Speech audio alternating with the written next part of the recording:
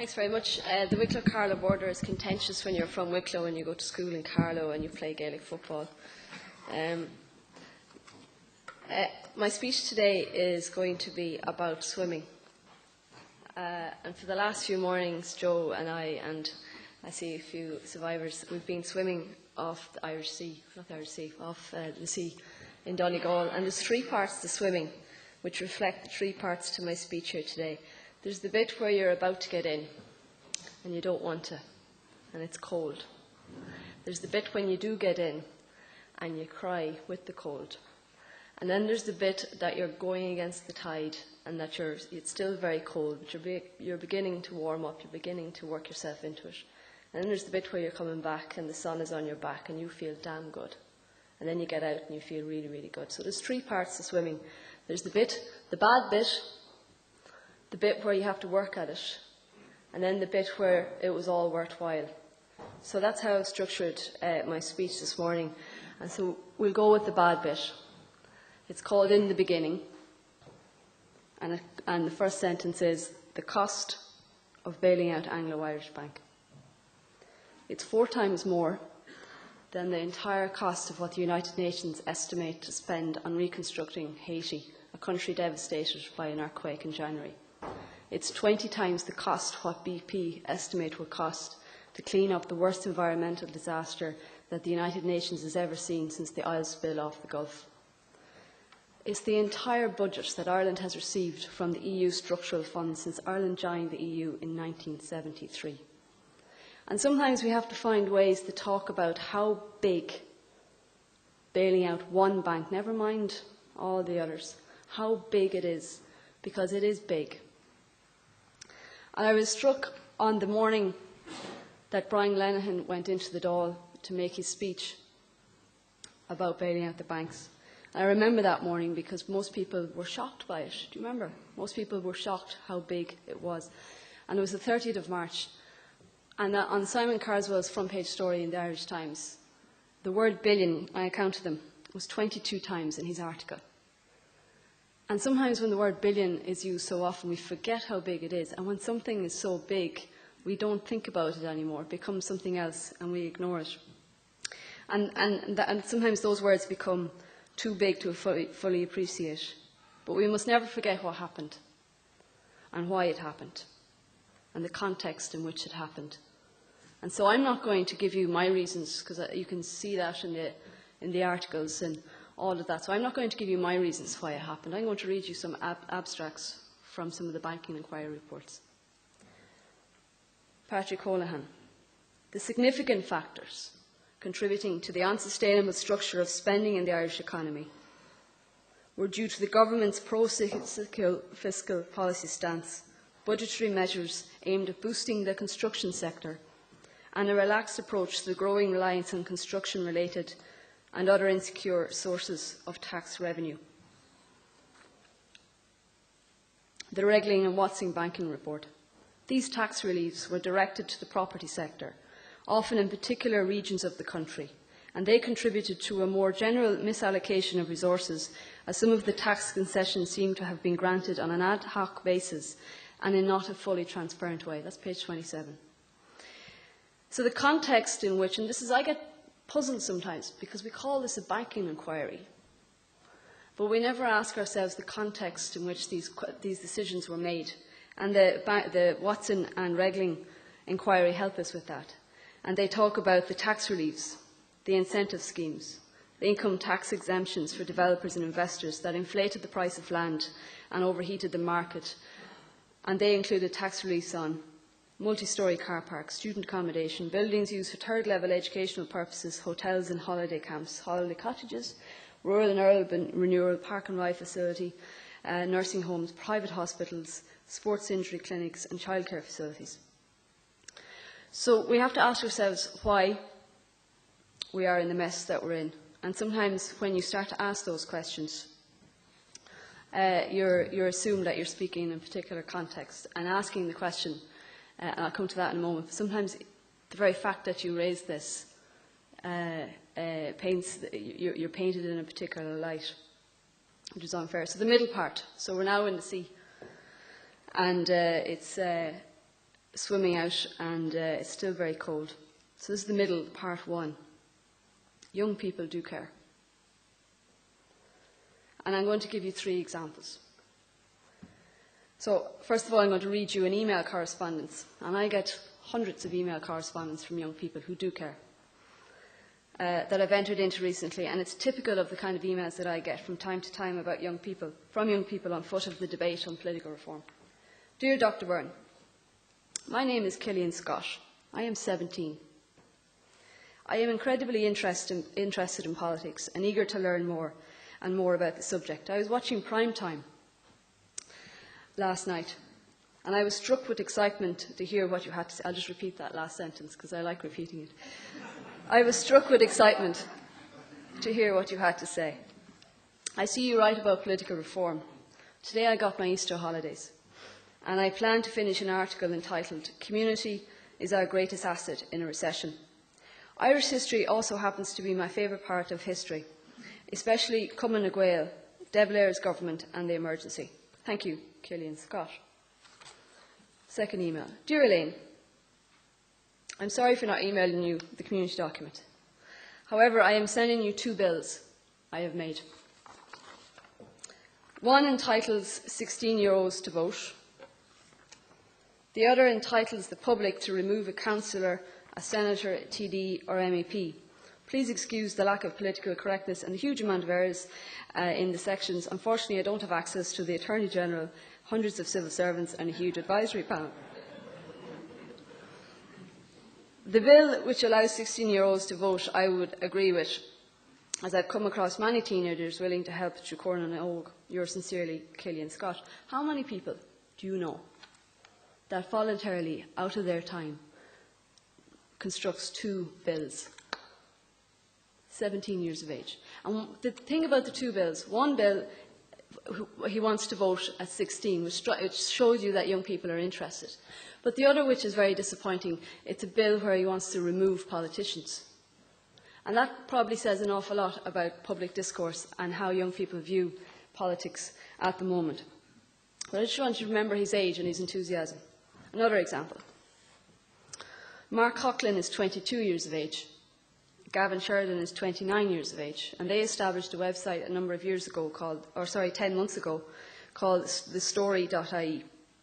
And that website is dedicated to promoting transparency by publishing various documents online.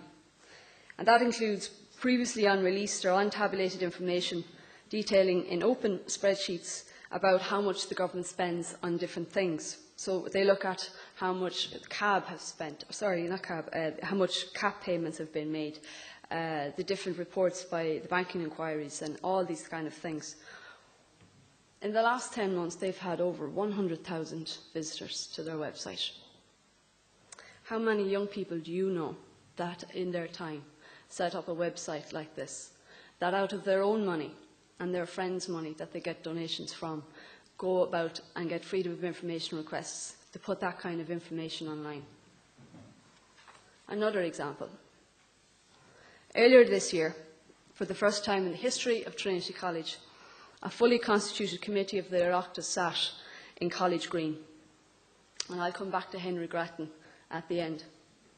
The Joint Oireachtas Committee on the Constitution was chaired by Sean Arda and heard submissions from my Irish politics class on electoral reform. I teach 100 politics students in Trinity on Irish politics. 400 people went to that meeting on political reform. 400 people, mostly in their early 20s, had views about political reform. And their views, incidentally, are reflected in the committee's report, which has been published today on electoral reform. So in the middle of a busy semester, where students have essays and assignments, my students voluntarily prepared, researched and wrote detailed views on electoral reform. And they did this, they weren't getting any grades first. They did this not as part of their overall assessment. They did this because they wanted to. They did this because they were asked to. They did this because politicians, by having something very innovative and different and asking politicians to come and listen and asking young people to contribute, they did. And all those submissions can be accessed at a website, and I'll come to that in a moment, that Professor David Farrell, Dr Owen O'Malley, myself and Dr Jane Souter have set up politicalreform.ie. The middle part, part 2. So I'm now swimming back.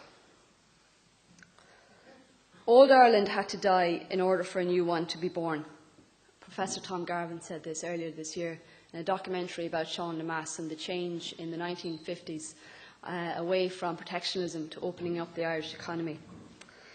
And I'm very struck when Pat Carey makes remarks about, and he makes a distinction, and he made reference to two particular politicians who he said talks themselves out of it. And then he made reference to the seniority and experience of other politicians who, in their wisdom and in their age, have contributions to make. And then he talked about a glass ceiling, and was it class or whether it was something else. I would suggest that it's a generational ceiling. And when you make remarks about how one particular age group has a contribution to make rather than another, that's a signal to people my age and people generally that, you know what, sit down there now and let us get on with it, because we know that's not good enough anymore. Because we're emigrating. 200,000 of us will emigrate. And then we hear this thing, and I hear it all the time. But sure, you need the experience, you know. And isn't it good that you go away? Because when you come back, you know, you can really contribute. Most of us have already been away. Most of us have already had fantastic experiences and have chosen to come back to Ireland, and now we are being asked to leave Ireland again. And this is different from the emigration in the 80s, because the generation that are leaving now are the generation that you have paid for, and in third level, 50,000 to train a nurse. And somehow it's okay that they go away. It's okay that we export them, because they're the people that should be here. They're the people that should be contributing to life in Ireland, and not this. It just makes me so angry, because I've been to so many emigration parties, and I know they're not coming back, because people are making decisions about Ireland. It's not a voluntarily go. It's not a forced go away. It's I've decided to go away and I'm not coming back. And that's a different type of emigration, because it's a disillusionment and it's a giving up of Ireland. And that's not good enough.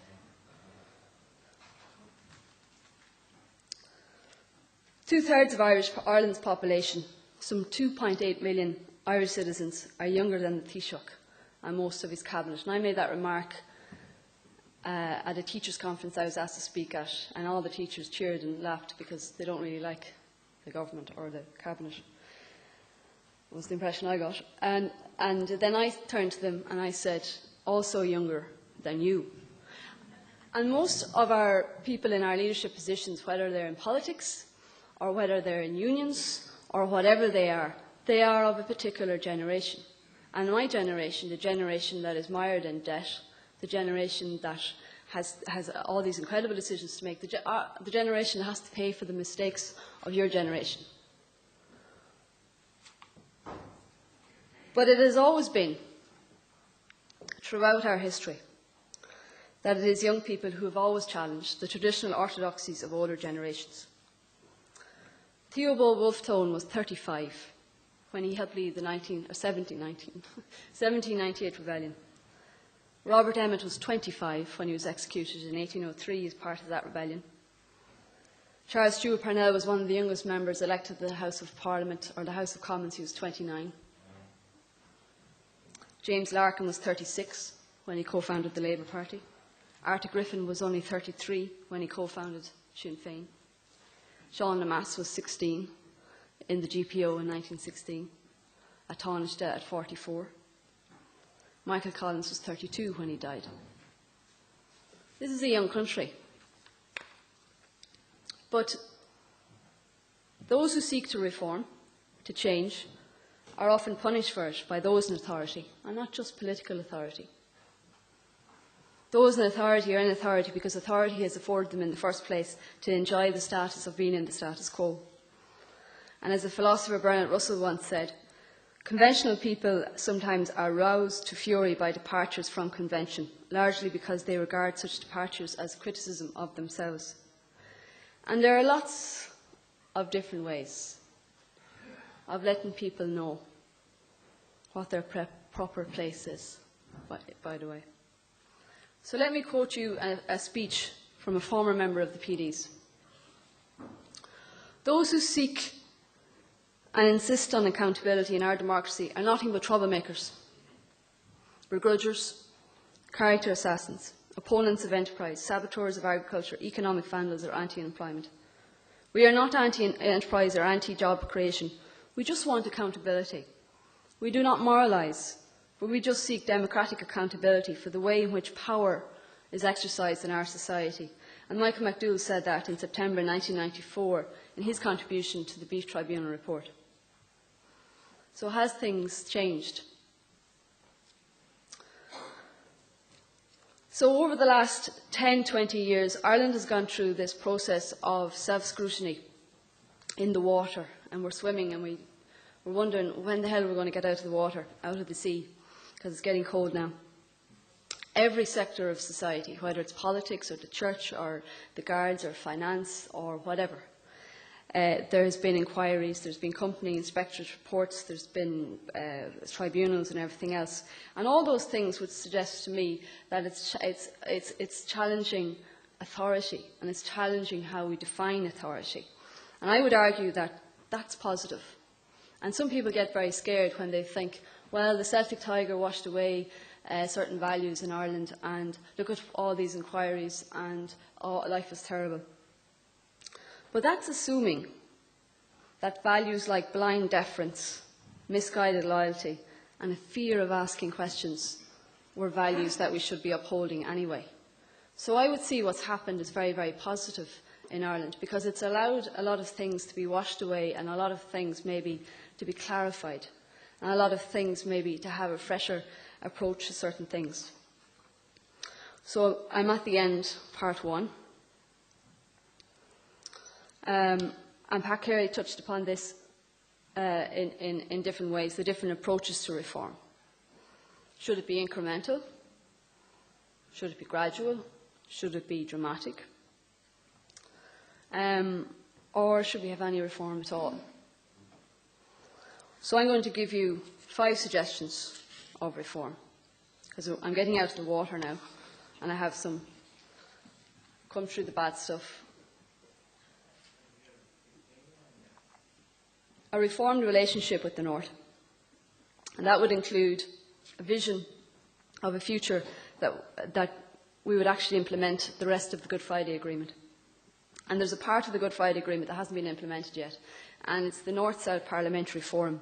And that perhaps would be a way to provide parliamentary space from members of the Oireachtas and Northern Ireland Assembly to exchange experiences. And that body perhaps could drive new initiatives such as an all-island energy market, or the creation of an all-island industrial development authority, and would maybe complement and give greater political legitimacy to a whole range of things that's already happening in the North-South bodies.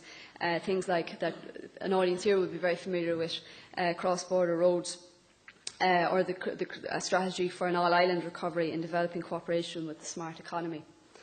So a reformed relationship with the North will be the first part of getting out of the water. A reformed definition of a republic, and Michael MacDougall touched upon this yesterday. Our constitution, and I've written about this before, does not contain the word republic, even though we talk a lot about it. So we've actually never formally defined what a republic is, and the preamble of the constitution is actually contrary to the very notion of what a republic is. With its emphasis on, in the name of the most holy Trinity, from whom all is authority, and to whom, as our final end, all actions both of men and states must refer. Because in a republic, power is derived not from religious doctrine, and neither does a republic distinguish between the gender of its citizens. And symbolism matters, because it sets the tone for our expectations of ourselves. And those things do matter. A reformed governance will be a third suggestion of reform. And as I mentioned, David Farrell, Owen Malley, Jane Souter and I are co-authors of a website, politicalreform.ie, and there's detailed information and teased out information on all of these proposals, on many of the things that have been discussed here, and it's a forum that anybody can contribute to. So some of the things that have already been mentioned that don't require constitutional change, that would be great if they came about, and that Pat has touched upon, and Pat's party have been in government for 20 of the last 23 years, and some of these things they have not implemented. A register of lobbyists, publish all political donations, give a Dublin majority real powers, elect Ceann Comhairle by TDs, a Public Appointments Transparency Act. These are not big things. You actually don't need a piece of legislation to tell you to put your party's political accounts on your party's website. A lot of these things you don't need legislation, never mind constitutional change. But sometimes by saying that these things are so big, then that means they can never happen. And that's a very it's what we used to do in football. We used to, put this real heifer of a woman on somebody that we knew was real small and hope that that would intimidate them. Another thing that we could do, regulatory impact analysis. And that's an evidence-based policy-making tool which allows for a systematic early consideration of the benefits, costs and compliance issues of new legislation, rather than the crisis-led approach or kite-flying that we've had for Irish policy-making. And if what's happened has been a policy-making failure, then we need to find new ways of making policy better. And by having that, and a very good friend of mine is one of the main advisors to the Canadian Prime Minister, and this is what they do, and their model would be seen as a world model. And he tells me that, we put the legislation online, and then we say to people, anybody, what do you think of it? And then they can make amendments. So instead of the discussion only being in the Dáil, the discussion is broadened out. And then so the amendments, so people make suggestions, and sometimes they're good, sometimes they're bad. But the civil servants have to say, well, we disagreed with this suggestion because, rather than legislation coming that perhaps people have some questions over for whatever reason. But it widens out the participation, it widens out the stakeholders. And echoing what Pat Carey said and what Pat Rabbitte has said, the Dáil will not be more powerful if it has longer sitting hours. It will not be more powerful if TDs are reduced. And all that is tinkering at the edge stuff. It's not real. Because maybe what we need to look at is a refined relationship between the executive and the Dáil in the first place. And in Article 28 of the Constitution, it states that the government shall be responsible to Dáil Éireann. But it's actually the other way around, in the sense that it's the executive that has the power and not the Dáil. And two more things, and then I'm finished. A reformed civil society, where things like maybe Irish citizens could have the vote to, citizens abroad could vote in Irish presidential elections. Numerous direct democracy initiatives has been suggested. New social partner models that seek to empower. I could go on and on and on. And all these reforms are all on politicalreform.ie. And lastly, I want to talk about a reform Seanad. The first Senate met in 1922 in the National Museum in Kildare Street, and the first person to take his seat was the great-grandson of Henry Grattan. And between 1922 to 1936, of the 489 bills that the Senate received, they amended 182 of them before they became law. And the weight of the Senate's authority was such that of the 1,831 amendments, the Dáil agreed to 95% of them. And these were no ordinary amendments. This was the Court of Justice Act, the Ministries and Secretaries Act, the Local Appointments Commission. These were the legislation that founded the state. And the contribution that that Senate made is one that has often not been understood and not been fully appreciated. And their reforms were very, very real, like making sure that district judges were paid, for example, so to eliminate the abuse of the justice system that had occurred previously. But they were different times, of course. And the independence that the Senate had that time wasn't divided on party lines, for example. Perhaps it's something that cannot be replicated now, but it can show the potential of a second house and how a second house at the start of our democracy contributed to the founding of our state, and that maybe a reformed Senate would do likewise again. It would do things like review EU legislation which gets ignored in Ireland generally. It would take presentations from the public on matters of national importance. It would interview applicants for senior public positions, as is the case in the EU Commission. And also, the shortcomings of how we elect our Senate could be transformed into a virtue. And Pat touched upon this, and about how perhaps that there's only one, the type of people that go into politics are of certain occupations.